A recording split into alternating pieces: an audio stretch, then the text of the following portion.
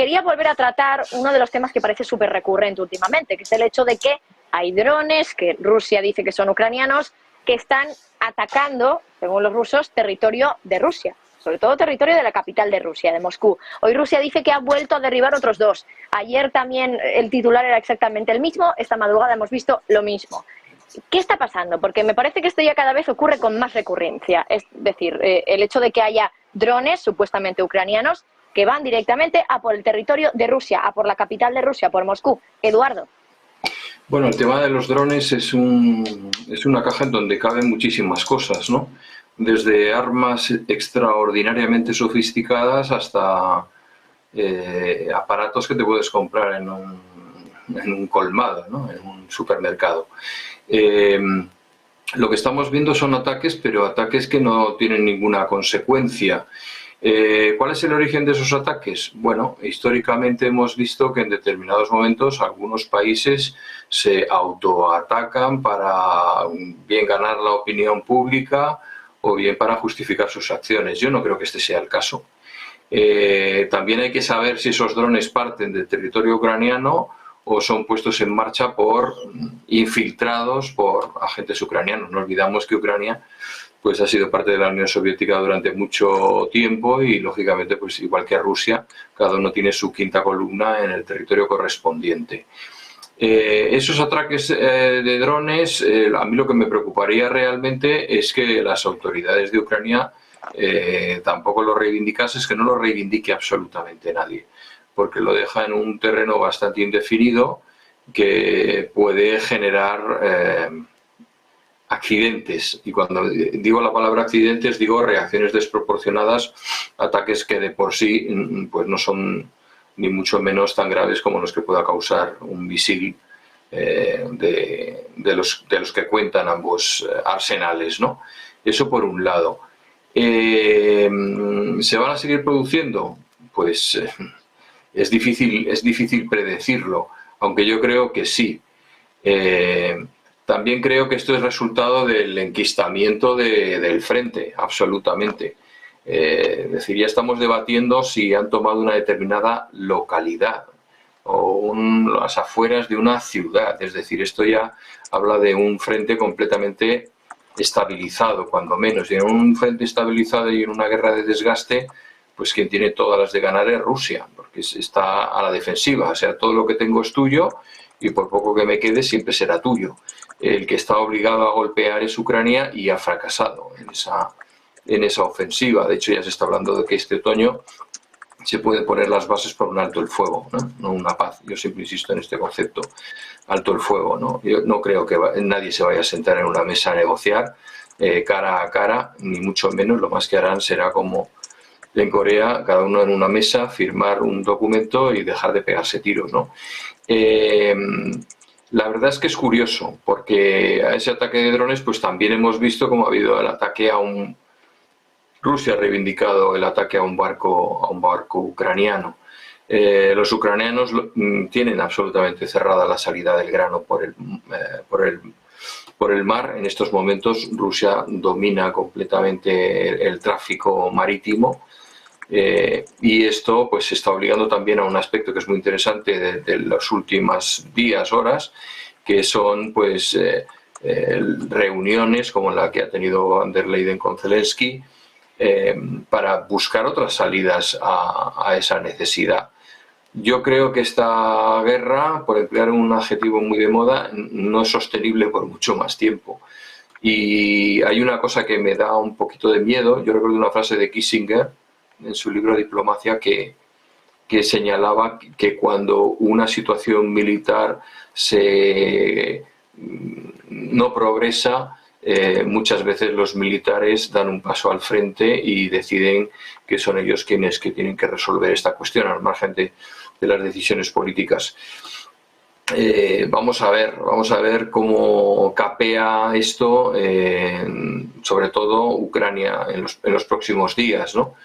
Porque no tiene alternativa. Ya le han dicho claramente que no va a formar parte de la OTAN. Se están reuniendo países. Hoy se reunían, creo que hoy era o ayer, Portugal y Polonia para dar ayudas, pero ayudas muy comedidas. Croacia le va a dar 30 millones en armamento, que eso es el chocolate del loro, eso lo gastan en un día. Los países del avispero balcánico pues están declarando su intención de apoyar a Ucrania, pero es sobre todo una declaración de intenciones. Es decir, yo creo que esta situación se pueden dar eso que señalaba antes, accidentes, ¿no? Que de repente pues un dron llegue donde no tiene que llegar, o una central nuclear empiece a perder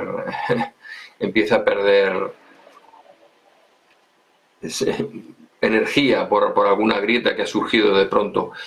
Yo, vamos, y es algo que por cómo han ido incrementándose el tono de las intervenciones de Zelensky, cada día me queda más claro que si la situación continúa mucho tiempo más así, Zelensky va a hacer lo posible por poner el ventilador e implicar a cuantos más países sea posible para salirse con la suya, ¿no? Y porque parece que en las actuales circunstancias, esta es una frase que me hizo gracia, la escuché el otro día, pero parece que Rusia es el único, y que Ucrania es el único país que sabe que está en guerra, ¿no? El resto parece que están en un conflicto, estamos ayudando, pero en guerra, o sea, que saben que están en guerra son los ucranianos, ¿no? Y cuando te sientes solo en una situación de esas, pues las reacciones pueden ser inesperadas.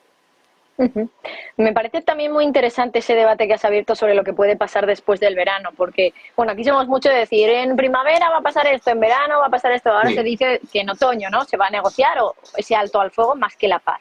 ¿Estás de acuerdo, Ezequiel, en que podría ser ya este otoño cuando se negocie ese alto al fuego? Yo participo del análisis de Eduardo en cuanto a la situación en general, en cuanto al fracaso de la contraofensiva y en cuanto al significado de estos ataques con drones. Respecto a una negociación para un acuerdo eventual de paz, o mejor dicho, como bien remachaba Eduardo, para un acuerdo de alto el fuego, yo presencio un impedimento en este momento tras meses de reclamos y demandas de parte de las voces críticas, yo incluida, para el inicio de negociaciones, o por lo menos para no desactivar las negociaciones existentes, como en su momento cuando, bueno, Boris Johnson y Biden naturalmente también determinaron el fin de las negociaciones encaminadas entre Ucrania y Rusia a los 2 meses del inicio de la guerra directa. Bueno, ¿qué impedimento presencio? El hecho de que en este momento Rusia parece cómoda en una guerra de desgaste. Entonces, ¿cuál es la motivación de Rusia ahora para una negociación? En una guerra de desgaste en la cual presenciamos un desgaste muy fuerte de las Fuerzas Armadas ucranianas, precisamente por su rol ofensivo, naturalmente también por las deficiencias de su ofensiva, conocidas por todos los analistas críticos, como así también, en mi opinión, por los propios geoestrategas del norte global y de los Estados Unidos, una ofensiva sin apoyo aéreo y en deficiencia artillera, o en una situación negativa también en cuanto a la lucha de artillería, la batalla de la artillería. Entonces, ante esa situación presenciamos o aparece un desarrollo cada vez más negativo para la ofensiva ucraniana, para sus Fuerzas Armadas, de pérdida de material, de pérdida de soldados, ¿no? A veces caracterizamos a esto como el desgaste de las Fuerzas Armadas, pero bueno, debemos recordar que aparece gente muerta detrás de esa palabra, desgaste. Y Rusia, con su maquinaria industrial lanzada a esta batalla de desgaste, a esta guerra de desgaste, carece de motivaciones en este momento para para la paz o para un alto el fuego, y posiblemente cuando en algún momento, si persevera esta situación, las Fuerzas Armadas ucranianas colapsen, en ese entonces acometerá Rusia en superioridad y sí, aparecerá encaminada hacia la obtención de los objetivos iniciales de este conflicto por Rusia y seguramente otros más, porque los objetivos van presentando cambios. Entre los objetivos aparecía la principal cuestión para Rusia, sin lugar a dudas, aparecía ligada a la neutralidad de Ucrania. Y aparentemente las propuestas de la OTAN hasta el momento para este eventual alto el fuego o tratado de paz responden a la lógica de, bueno, realicemos la entrega de los territorios ya tomados, pero generemos el ingreso a la OTAN del resto de Ucrania. Bueno, eso Rusia no lo va a convalidar, porque esa representaba la principal causa del inicio de la invasión. Esa Ucrania restante además aparecería enemistada a muerte con Rusia, ¿sí? Por ende, ellos a esto lo llamaban al derrocamiento del gobierno de Ucrania. Ellos, el Kremlin lo presentaba como la desnazificación, más allá de la palabra en curso, un gobierno en una Ucrania reducida, un gobierno fuertemente enemistado con Rusia, tampoco aparece como una opción para Rusia, ¿sí? No va a convalidar esto. Y bueno, la entrega de los territorios ya tomados representa un delirio, un sinsentido total.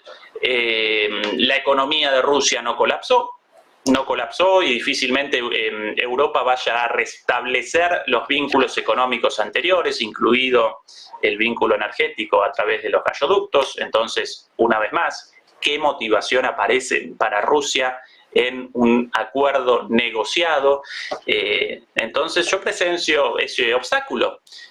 Cuando las partes, y yo con esto machaqué durante todo el primer año de la guerra, cuando las partes aparecen lanzadas a todo nada, a una resolución militar a todo nada, bueno, finalmente el ganador de ese conflicto va a determinar las condiciones de la rendición del otro y no una negociación, ¿sí? Y como esta guerra desde el principio aparecía definida en el sentido de que si la OTAN no participa, y especialmente Estados Unidos, no participaba con tropas en el terreno desde el principio, las Fuerzas Armadas de Ucrania, a pesar del apoyo militar y financiero de la OTAN, no iban a poder responder a las Fuerzas Armadas rusas nada más y nada menos. Bueno, en este escenario actual, Rusia difícilmente vaya a participar en una negociación